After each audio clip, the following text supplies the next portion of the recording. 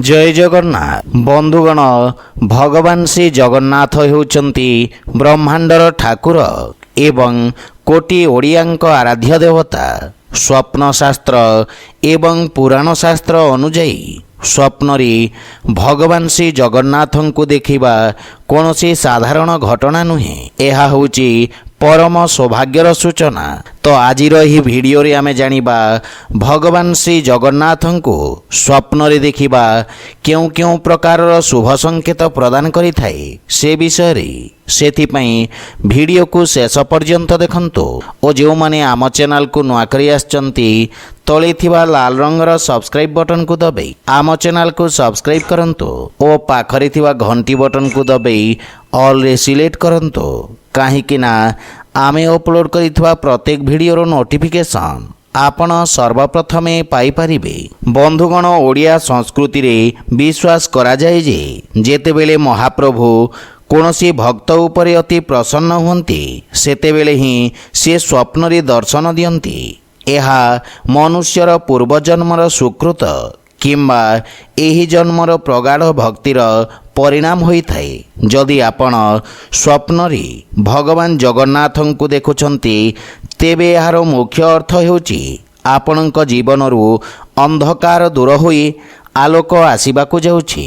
सेहीपरि स्वप्न रे भगवान श्री जगन्नाथ को केउं अवस्था देखुछंती ताहा उपरे मध्य यार शुभाशुभ फल निर्भर करी। जदि आपण स्वप्न रे भगवान श्री जगन्नाथ बलभद्र माता सुभद्रा एवं सुदर्शन को एकाठी देखुछंती ताहेले यह सबुठारु शुभ स्वप्न।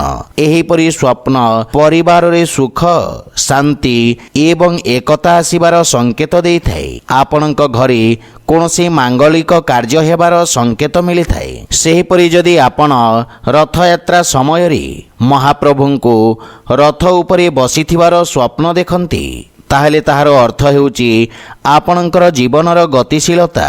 जदि आपण कौनसी कार्य रे अटकी जाइछंती तेबे सेही कार्य एबे आगकू बढ़िब एवं आपणकर पदोन्नति किंबा व्यवसाय रे वृद्धि घटिब। सेहीपरि जदि आपण स्वप्न रे देखुछंती जे भगवान श्री जगन्नाथंक निर्माल्य किंबा अभढ़ा सेवन करुछंती ताहेले यह शारीरिक आरोग्यर संकेत देइथाए। जदि आपण किंबा आपणक परिवार केही रोगाक्रांत अछंती तेबे से खूब शीघ्र सुस्थ होई जिवे।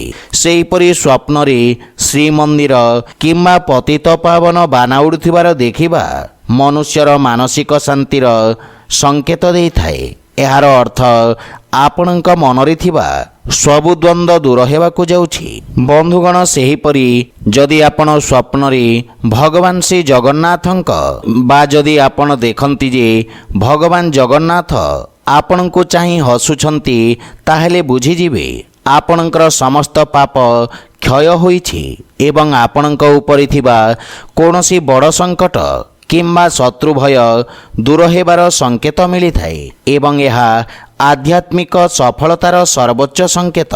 जदि आपण स्वप्न रे भगवान श्री जगन्नाथ को हाथी बेश रे देखंती ताहेले यह अत्यंत दुर्लभ होई थाए। यार अर्थ हेउची आपण को अपार संपत्ति किंबा समाज रे बड़ सम्मान मिलिबाकू जाउछि एवं आपणक बुद्धि और ज्ञानर विकास हेब।